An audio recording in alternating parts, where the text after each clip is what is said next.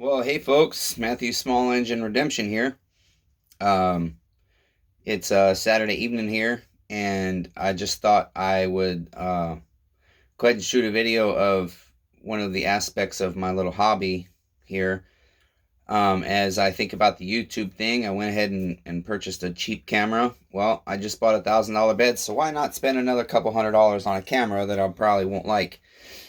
Um, I don't like to buy certain things cheap because then they don't work and they frustrate my life. And so if spending, I like to save money, but if saving money causes a major inconvenience, so to speak, in my life, I'm all about spending the money to avoid stress when I can.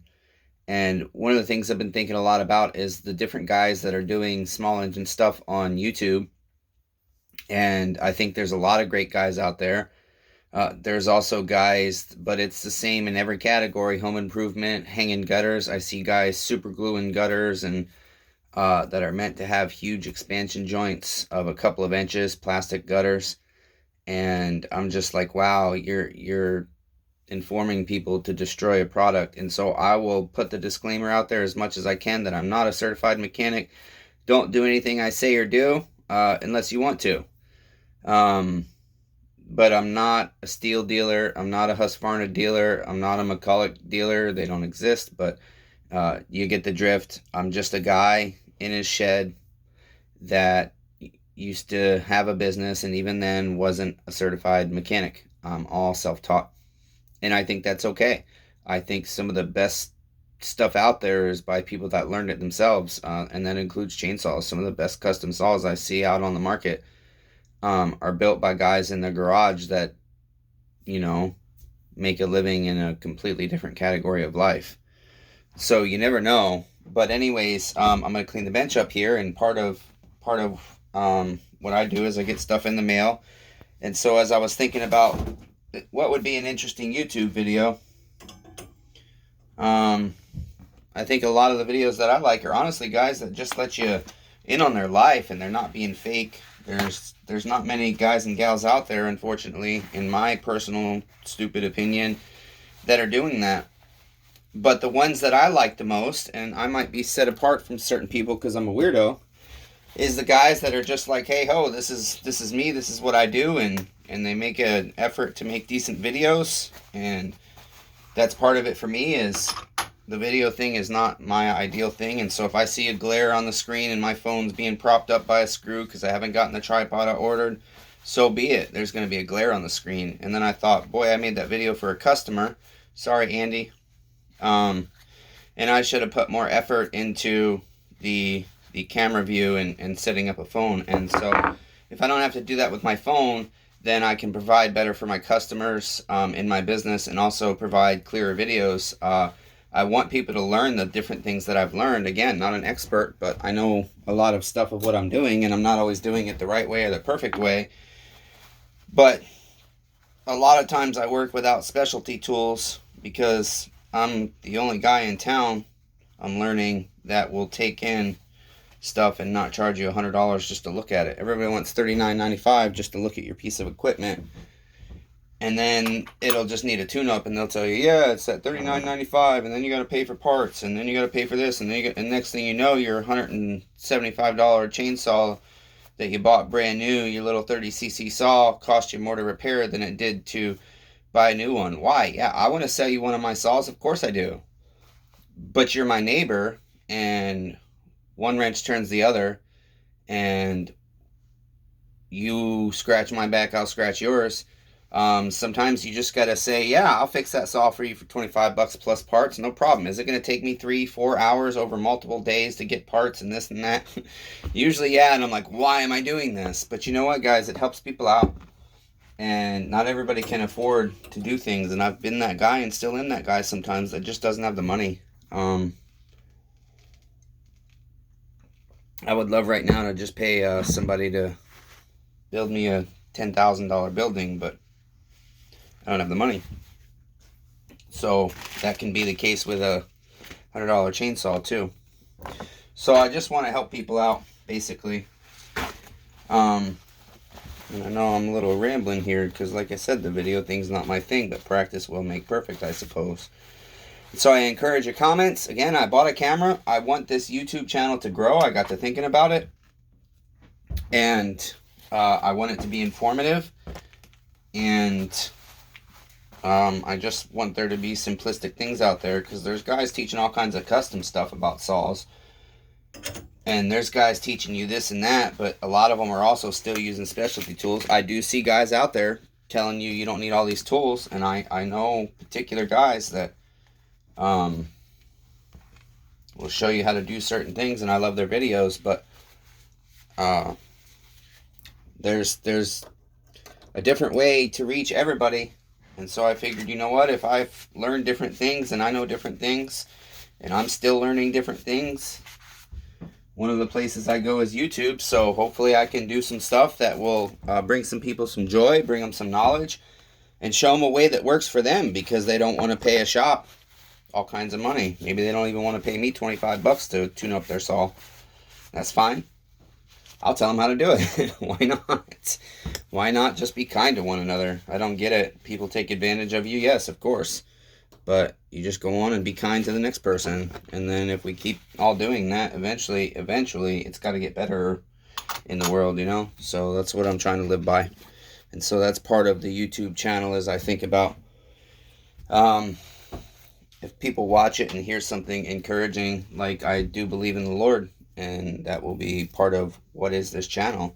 It's just, that's part of my life, and I don't hide it, and I like to talk about it, and I like to encourage people with it, because I know the things he's brought me out of. So yeah, okay, moving on. What are we here for? Let's try and do this in about 5 minutes.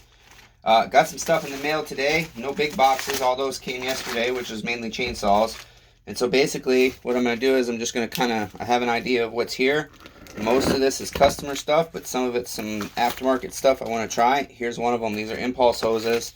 And so what I like to do is I'm going to look, and this is part of the camera thing. I can't make this video without my phone properly, but I will. What I'll do is I'll look on my phone. I'll see where I ordered them from, who I ordered them from, how much they cost me. And then eventually I'm going to put this on one of these saws I have, and I'll run it for a while, and I want to see how this holds up. And then also eventually I'll find a local guy to say, hey, I'll give you a really good deal on this saw if in a year you bring it back to me so I can inspect this part. Because I really like to do research on the aftermarket stuff. Some of it's great and some of it's not. And then I also like to find out where it's all coming from, because a lot of it comes from the same place and it's being sold by 10,000 different people. And those are usually the ones I have to be careful of, because they're all garbage. And so, impulse lines, impulse hose for models like the 250, 250, 290. And now already I'm looking at it, and now I know why they were so cheap, because it's not the right design. It's supposed to be more tapered at one end, and they got both ends the same, but their picture doesn't show it that way. That's what I'm telling you guys. Their picture shows it the right style, and so that'll probably be a return. So next we got it's kind of like y'all's Christmas feel. What do I got? I think these are rubber stoppers. Yep. So what are these for? Well, one, you can use them in powder coating to plug holes, and they're high heat resistant, like 600 degrees. But also they work really great for me for doing certain vacuum tests, especially the big ones here, these red ones, the biggest one. And they make them bigger than this, but this is all I need. I will take this, and let me see if I can find a manifold boot for you guys. I know I just had an 028 one up here. Let's see. I wouldn't find just the boot because it makes it easier to see. This is a bucket of 028 parts here, and I replaced the boot on it. So I thought I had the old boot in here, but I guess not.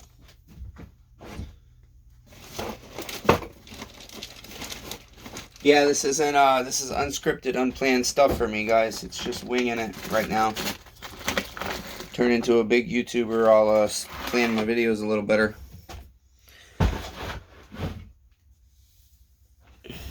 Well, I suppose didn't want to grab a dirty saw. I have a semi-clean saw here. I say semi-clean because it's obviously gotten dirty being near the compressor. It's been sitting a while. It's one I'm rebuilding, a 180. But anyways, when I have a motor off of a saw, sometimes I can test through the spark plug hole. And on the big saws, this red one's the biggest one. It fits them. This is going to be a smaller one. There's another red one that's smaller size. So I'll take that. And, well, that's not the right one either. It's going to be the blue one. Boy. Okay. Let's get it right here. I'll take that stopper. And I will plug up this manifold hole. And you can push it in there tight because it's silicone. And then I can either test through an impulse hose if I have to, which on this one I would never do it that way because it's part of the manifold boot. Or I have a tool coming here from Echo that screws into the spark plug port where you can pressure vacuum test through the spark plug. It's just because that's the thing. It's like I spent hundreds of dollars on all these specialty tools for steels, and then I get a steel in where none of them fit.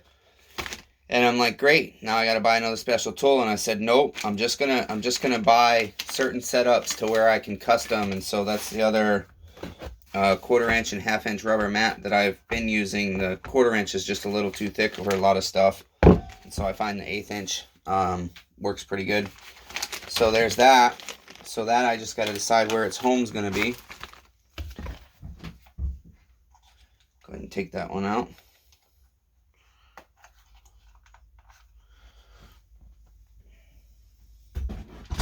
Yeah, it's kind of hard working on multiple models, and that's why a lot of guys specialize in one model, because if you're gonna set up your shop with all the right tools, it ain't cheap.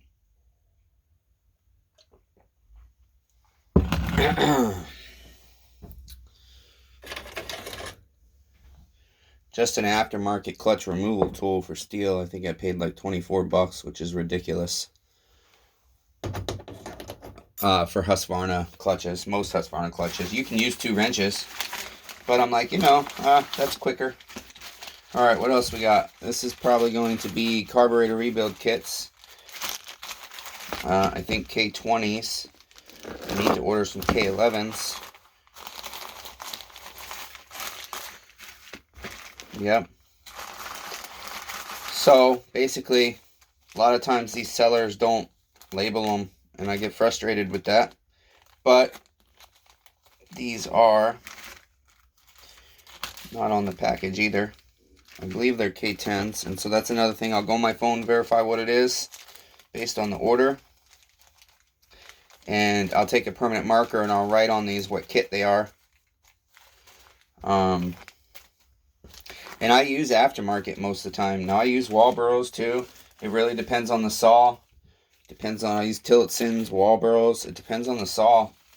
And if aftermarket is comparable or not. But honestly, I find the aftermarkets last just as long as the OEMs, and they're probably coming from the same factory. So,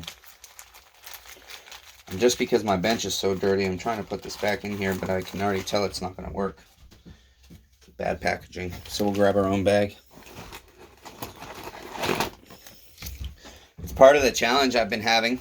I'll just share with you guys while we get to our next packages here, is space. Once I get things organized how I like them, I'm great, but getting to that point is always difficult for me.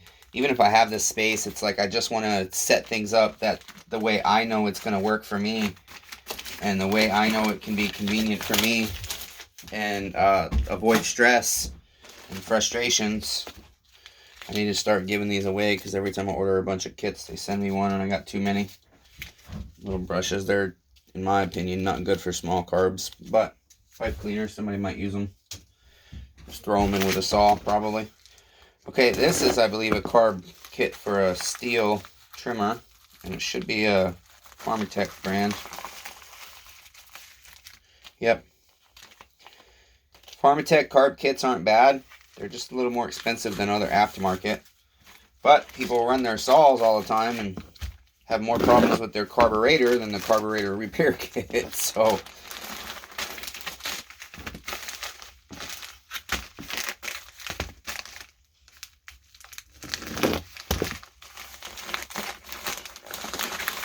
Okay, this is fuel lines, and I ordered a bunch of different aftermarkets because I want to find out which is the best. I have here, no, see, I can't remember where I put them now because I wouldn't have put them in with my steel stuff. I have here somewhere the other ones I just ordered. No, those are steel. Well, that's another one. I just don't know where it is. But I have a feeling it's going to be comparable to this one that comes in one of these really cheap kits. And they're just, I mean, they move to me too easy. It's supposed to be flexible and pliable, but when I start pulling on it, it feels like it's going to rip. These feel a little more stiff. No, different material. They've been coated with whatever the white stuff is that always comes on this stuff. Lot stronger. Oh wow, I'm actually surprised. Okay, so that's definitely one I want to test out on equipment. This one I just haven't yet. I don't really want to. I bought the kit for something else, and everything else that I don't like is kind of sitting in that bag. And that stuff, if somebody brings a saw to my shop and says, hey man, I only got 20 bucks, but I need a fuel line. Well, I can give you this one, but there's no guarantee. You know, local guys, I really do try my best to help people out, give them a good price. And I find that while it doesn't always work out in my favor in that transaction, it usually comes around more than full circle. So I'm happy with these fuel lines. And I'll put them back in their original packaging because once I'm done with the video, I'll go on my phone just to verify who it came from and everything. And that's part, I'm trying to get everything organized. Sometimes I go on a whim and I just order stuff. And then when it gets here, I'm like, no, I can't use that on this saw. So I'm trying to get better at that. Follow the advice I give. Okay, that's that. I think I got one more here. Amazon Prime. This could be anything.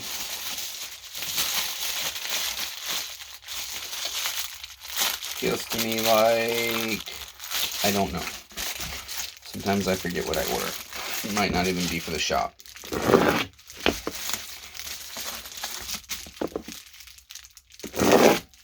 I know these have a perforated thing, but I have a hard time pulling on them. Oh, this is glass for the phone because my tempered glass is so cracked up, it's making it hard. So I ordered new.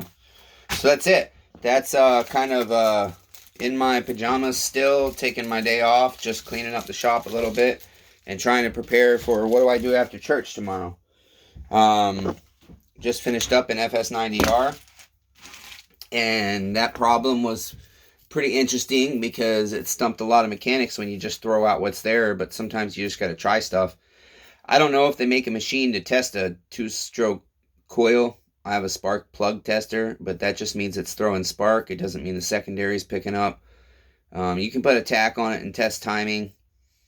Sometimes you just got to throw a $20 bill at the problem and see if it fixes it, knowing that if not, you can use that aftermarket coil somewhere else.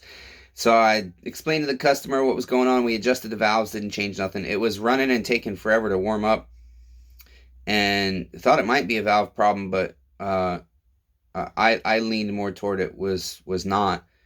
And the fact that it didn't bog or anything when you pull the throttle when it was cold told me it didn't seem like a carb problem. He had a brand new OEM carb on it.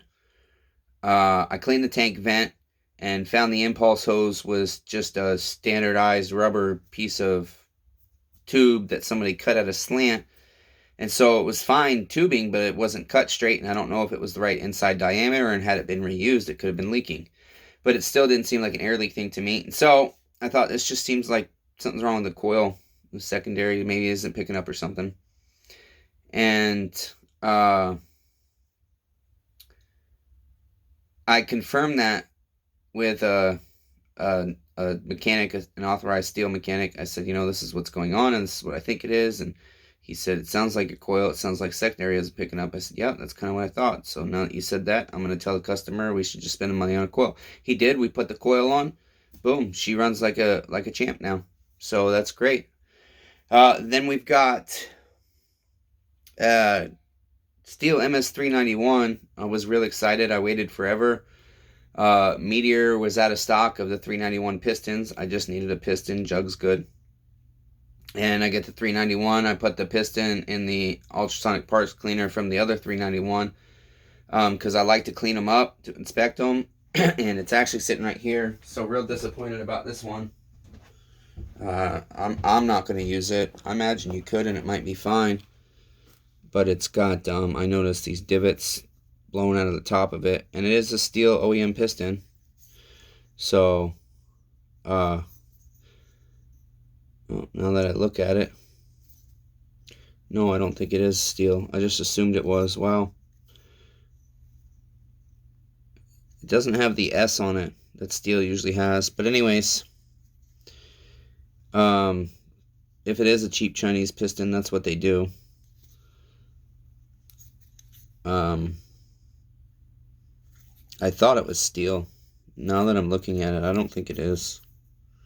But yeah, so I definitely can't use that. So I didn't bother cleaning it up any further.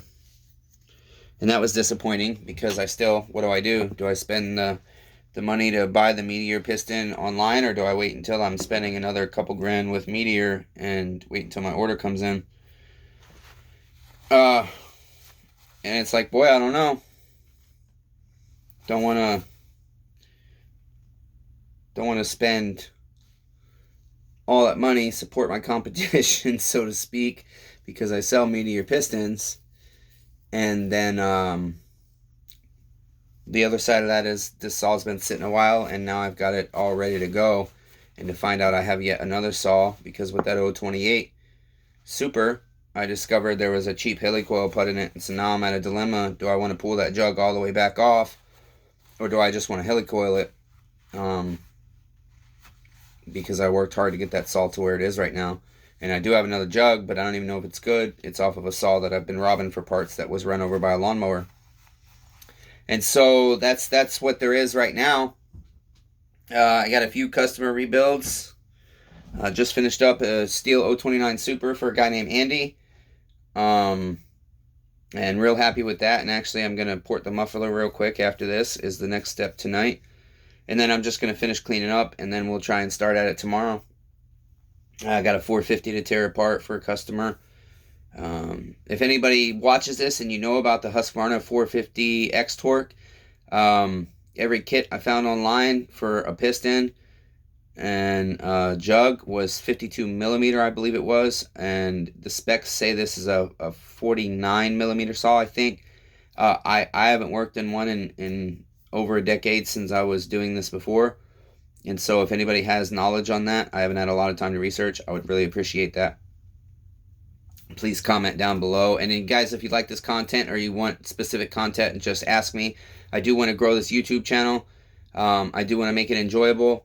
And I want to bring knowledge and little tricks to work on these different kinds of saws, because I know when I'm a homeowner and I'm just trying to fix something simple, and I can't find the right video on YouTube, and part of that is I'm not a tech guy and I'm not looking right and I get impatient. But also I know the other part of that is sometimes the silly little things that you need to figure out are just not there, and it can cause a guy to go crazy. And so I'm hoping to help with that part too, because I want everybody to have shalom, to have peace. So yeah. Okay. I've lost my train of thought again. It's getting late.